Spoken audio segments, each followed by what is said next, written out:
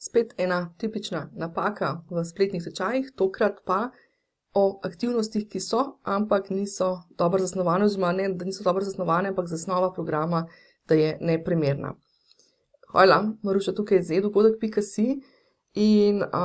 kadar govorimo o neprimerni zasnovi v kontekstu aktivnosti, zdaj to pomeni, da imamo recimo, bom dala en primer, imamo na primer 6 modulov, recimo, da to 6, mislim to vsebinski moduli, to se pravi, to so moduli, kjer neko vsebino pokrijete v vsakem modulu in so recimo prvi 3 samo vsebina, potem se po naslednjih 3 začne pa akcija. Zdaj tukaj nastane prvič problem motivacije, ker v bistvu, če je to zdaj bil, 6 modulov, ki potekajo skozi 6 tednov, ali pa tudi v končni fazi, tudi če je za samostojno učenje, pa to nekdo predeluje, mogoče vsak dan sproti, bo najprej 3 module mogel se prebijati čez vso vsebino in čez vse te zadeve, ki so bolj teoretične, pa ki znajo biti tudi malo včasih težke, pa tako naprej, potem bo pa šele prišla akcija. To se pravi, to je ena stvar, je pač malo motivacija, se veste, motivacija nam lahko zelo hitro pade, če nismo engageni, če nismo vpeti v situacijo, če v bistvu samo prejemamo neke informacije in tako naprej. Druga situacija, ki pa tudi tukaj se zgodi, je pa oddaljenost vsebine od akcije. To je pa še v bistvu še bolj večji problem. Motivacijo mogoče udeleženec že najde, ko dela nek program, kjer ve, da bo nekaj dosegel na koncu, ampak iz učnega vidika je pa dejansko, bom rekla,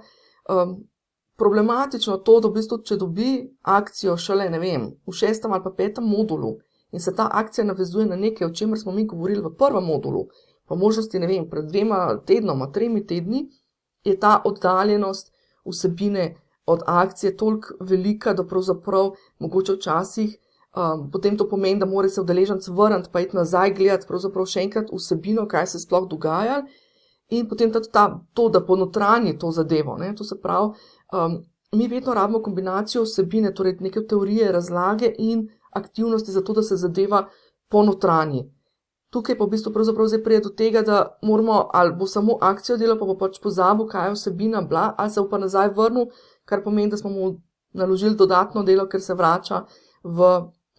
programu nazaj in pregleduje in predeluje stvari, ki jih je že pogledal. Tako da ena stvar, s katero si lahko pomagate, je temle brezplačnem e-priročniku. Vi ga dobite seveda v PDF obliki, ampak noter imate lepo razloženo, kako se lotiti zasnove programa, torej kako narediti strukturo programa, da bo čim bolj ustrezna, da bo čim bolj aktivna, da bo čim bolj uravnano to aktivnosti in pa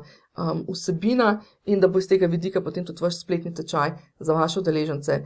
bolj zanimiv, bolj aktiven, bolj motivirajoč in tako naprej.